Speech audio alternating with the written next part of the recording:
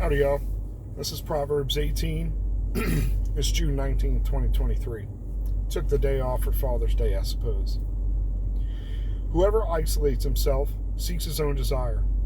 He breaks out against all sound judgment. A fool takes no pleasure in understanding, but only in expressing his opinion. When wickedness comes, contempt comes also, and with dishonor comes disgrace. The words of a man's mouth are deep waters. The fountain of wisdom is a bubbling brook. It's not good to be partial to the wicked or to deprive the righteous of justice. A fool's lips walk into a fight, and his mouth invites a beating. A fool's mouth is his ruin, and his lips are a snare to his soul. The words of a whisperer are like delicious morsels. They go down into the innermost parts of the body. Whoever's slack in his work is a brother to him who destroys. The name of the Lord is a strong tower. The righteous man runs to it and is safe. A rich man's wealth is his strong city, and like a high wall in his imagination. Before destruction, a man's heart is haughty, but humility comes before honor. If one gives an answer before he hears, it's folly and shame. A man's spirit will endure sickness, but a crushed spirit, who can bear? An intelligent heart acquires knowledge. The ear of the wise seeks knowledge. A man's gift makes room for him and brings him before the great. The one who states his case first seems right until the other comes in and examines him. The lot puts an end to quarrels and decides between powerful contenders. A brother offended is more unyielding than a strong city, and quarreling is like the bars of a castle. From the fruit of a man's mouth his stomach's satisfied, and he's satisfied by the yield of his lips. Death and life are in the power of the tongue, and those who love it will eat its fruits. He who obtains a wife finds a good thing, and obtains favor from the Lord. Poor use entreaties, but the rich answer roughly. A man of many companions may come to ruin, but there's a friend who sticks closer than a brother. Sorry if I'm squinting. I'm looking down at the phone. Let's see. A little bit.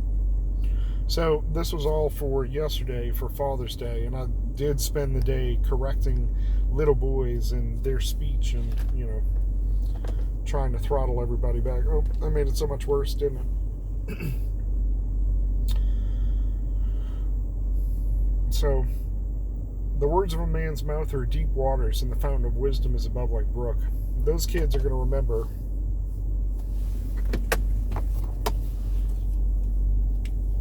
things I say to them long after they're gone.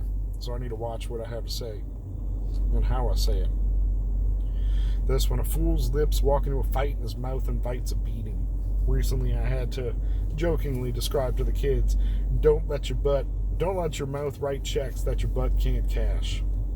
Don't talk smack. Don't. We've been playing in the pool for the last several days, and that's how it's been.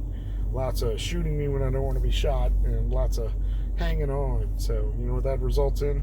A little bit of dunking, since we're still learning to swim, and a lot of bit of throwing, as far as my shoulder will allow me to shot put a large child or two. So it's been fun. But it also is, had a lot of time for us to just talk and be a family and be with the grandparents and the great-grandparents. So just listen to what everybody has to say. The name of the Lord is a strong tower, and the righteous man runs to it and is safe. Compare that to a rich man. Imagine his wealth is like walls around a city. It's keeping him safe.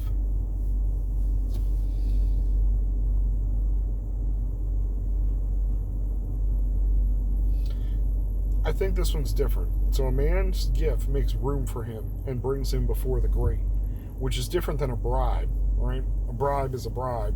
A gift, although a bribe can be a gift, a true gift wouldn't be a bribe, right? But if you send something, for instance, that you made, if you're an artisan, to somebody, hey, it's a gift. I like what you do. I like who you are, what you say. I wanted to send this to you. You inspired me.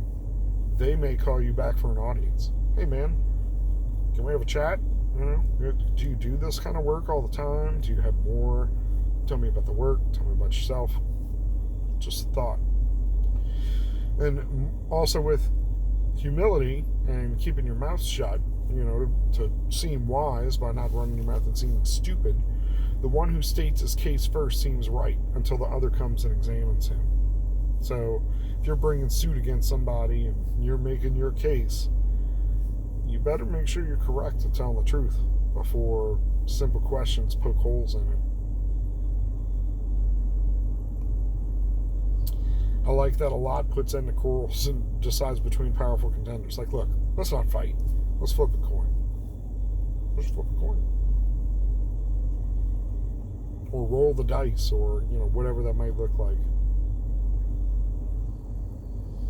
He who finds a wife finds a good thing and obtains favor from the Lord. I think that was a very fitting one for Father's Day. I love watching my wife with our boys. Just like I lose my temper, she does too, and that hurts to watch. But we're all growing. We're all learning. I know she loves our kids very much, so I love watching her do her thing with them. So, I'm a day behind. I just spent the day enjoying my family, and hopefully them enjoying me. So, once it got dark, I don't know. I just kind of decided to not do it. I am, I can't tell. I am covered in poison ivy. Nope, I can't bend my elbow that way. Rest assured, fingertip to shoulders, I'm covered. I'm starting to get it under my eye, and under my arms, and anywhere that while I sleep, even with a shirt on, I'm getting it on myself. So that's terrible. Hopefully I'll come out of it soon. I need to go find some gloves around here while the sun's up. How much worse can it be? So Dad's got some poison ivy, and he's allergic too. So I need to glove up and go yank a bunch for him. But I'm going to record today's chapter. I'm going to get back in there so I can have dinner and hang out with my grandparents and my parents. Go with God. Be blessed.